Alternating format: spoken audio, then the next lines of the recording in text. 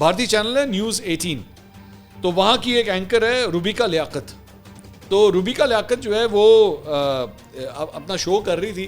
انہوں پتہ نہیں بیوی نے کی ہوا ہے, انہوں کہڑے ہوتے دماغ کوئی نیا آئیڈیا آیا ہے بیٹھ کے کہ وہ بحث ہو رہی تھی. تو وہاں پہ اس کے گیسٹ جو ہیں وہاں پہ بیٹھے ہوئے تھے, وہ اپنی کرسی سے اٹھی ہے اور اٹھ کے گیسٹ کے پاس چلی گئی. اور میرے خیال میں یہ کوئی کانگریس کا شاید مہمان تھا.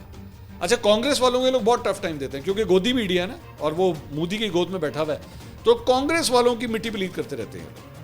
تو اٹھ کے جا کے ادھر چلی گئی. اچھا, وہ ڈر گیا, ان کا پتہ نہیں چنڈ مارنا آ گئی. میں نے وہ ڈر گئی بیچاری, وہ جو گیسٹ تھا وہ ڈر گیا کہ یہ کیا کرنے آ گئی. تو اس نے کہا نہیں میں آپ کو کچھ نہیں کہہ رہی, میں آپ کو کچھ نہیں کہہ رہی. اس نے کہا آپ یہاں کیوں آ گئی ہیں, جائیں جا کے اپنی کرسی پہ بیٹھے, ادھر کس لیے آ گئی. اس نے کہا نہیں میں آپ کو سمجھانے آئی ہوں. اس نے کہا وہاں سے سمجھا دیں, یہ ادھر آنے کا کیا سینس بنتا ہے, یہ کون سا نیا طریقہ ہے.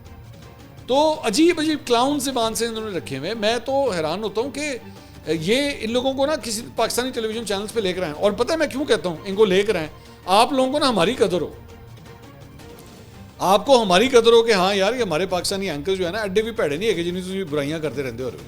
آپ کو یہ نمونے دیکھنے کو ملے نا تب آپ کو قدر آئے گی. ارنب گوسوامی, یہ روبیکا لیاقت, وہ ایک اور وہ آئٹم تھی, وہ کیا نام ہے, انجنا, ٹھیک ہے, ایک وہ ہو گئی, اور برکھا دت. یہ ساری آئٹمس جو ہیں وہ آپ کو ایک دفعہ نا ان کے پروگرام ہفتے میں ایک دفعہ دکھانے چاہیے آپ لوگوں کو کہ یہ کیا اپنے وہاں پہ گول کھلاتے رہتے ہیں.